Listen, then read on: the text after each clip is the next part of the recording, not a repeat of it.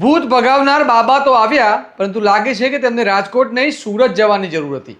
કારણ કે સુરતમાં એવા ભૂતો ફરી રહ્યા હોવાના આક્ષેપો થઈ રહ્યા છે જે લોકોના ઘરો જ ગાયબ કરી દે છે. આ મજાક નથી, પરંતુ હજારો લોકોના જીવન સાથે જોડાયેલી અત્યંત ગંભીર ઘટના છે. 100થી વધુ ઘરો પર બુલડોઝર ફરી વળે, હજારો લોકો રસ્તા પર આવી જાય, બાળકોના માથા પરથી છત છીનવા જાય અને પછી તંત્ર કહે છે અમને ખબર નથી. તો સવાલ એ થાય કે આખરે આ કાર્યવાહી થઈ કેવી રીતે? શું આ કોઈ ફિલ્મની સ્ક્રિપ્ટ છે કે પછી ગુજરાતની વાસ્તવિકતા?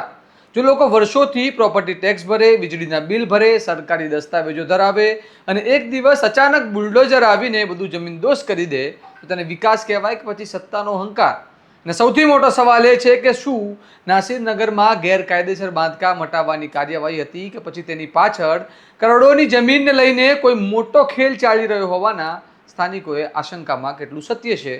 આવો વિગતે વાત કરીએ સમગ્ર મામલા વિશે આ અહેવાલમાં. નમસ્કાર, હું ચિરાગ વર્ષાબેન, આપ જોઈ રહ્યા છો સ્વમાન. સુરતના વેડ દરવાજા વિસ્તાર પાસે આવેલા નાસિરનગરમાં છેલ્લા કેટલાય દિવસોથી જે કંઈ બન્યું છે તેને સમગ્ર ગુજરાતમાં ચર્ચા જગાવી છે. સ્થાનિકોના જણાવ્યા મુજબ 29 અને 30 મે દરમિયાન ભારે પોલીસ બંદોબસ્ત વચ્ચે 100થી વધુ મકાનો પર ડિમોલિશનની કાર્યવાહી કરવામાં આવી હતી. અસરગ્રસ્ત લોકોની દાવો છે કે ઘણા પરિવારોને પૂરતો સમય આપ્યા વિના પોતાના ઘર છોડવા પડ્યા હતા અને વર્ષોની કમાણી ગણતરીના કલાકોમાં માટીમાં મળી ગઈ. આ સમગ્ર કાર્યવાહી બાદ સૌથી મોટો સવાલ એ ઊભો થાય છે કે આખરે કાર્યવાહીનો આદેશ કોણે આપ્યો?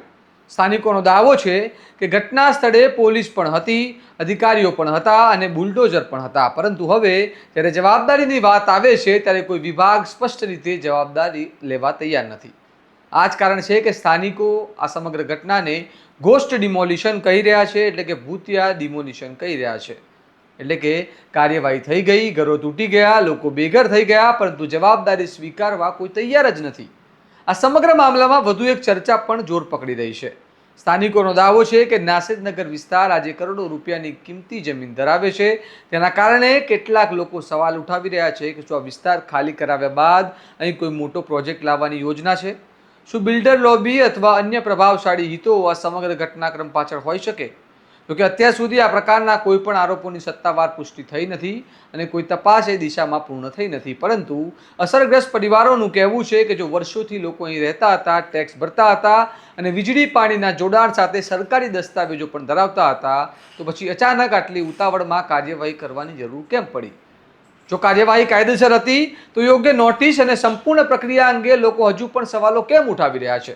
સ્થાનિકોનો વધુ એક ગંભીર આક્ષેપ છે કે ડિમોલિશન દરમિયાન વિરોધ કરનારાઓ પર દબાણ કરવામાં આવ્યું હતું અને પોલીસની હાજરીમાં સમગ્ર કાર્યવાહી પૂર્ણ થઈ હતી. જોકે આક્ષેપો અંગે સંબંધિત વિભાગો તરફથી સ્પષ્ટ જવાબ હજુ સુધી સામે આવ્યો નથી. હવે સવાલ એક પછી એક ઊભા થઈ રહ્યા છે. જો કાર્યવાહી નિયમો મુજબ થઈ હતી તો તેની તમામ પ્રક્રિયા જાહેર કરવામાં આવતી કેમ નથી? જો નોટિસ આપવામાં આવી હતી તો અસરગ્રસ્ત પરિવારો તેનો ઇનકાર કેમ કરી રહ્યા છે? અને જો પ્રક્રિયામાં કોઈ ખામી રહી હોય તો તેની જવાબદારી કોણ લેશે? નાસિરનગરનો મુદ્દો હવે માત્ર 100થી વધુ ઘરોનો રહ્યો નથી, પરંતુ સામાન્ય નાગરિકના વિશ્વાસનો મુદ્દો બની ગયો છે. કારણ કે લોકો પૂછે છે કે જો વર્ષો સુધી ટેક્સ ભર્યા પછી પણ એક દિવસ કોઈ આવીને ઘર તોડી શકે અને પછી કોઈ વિભાગ જવાબદારી સ્વીકારવા તૈયાર ન હોય, તો સામાન્ય માણસ આખરે કયા કાયદા પર વિશ્વાસ રાખે?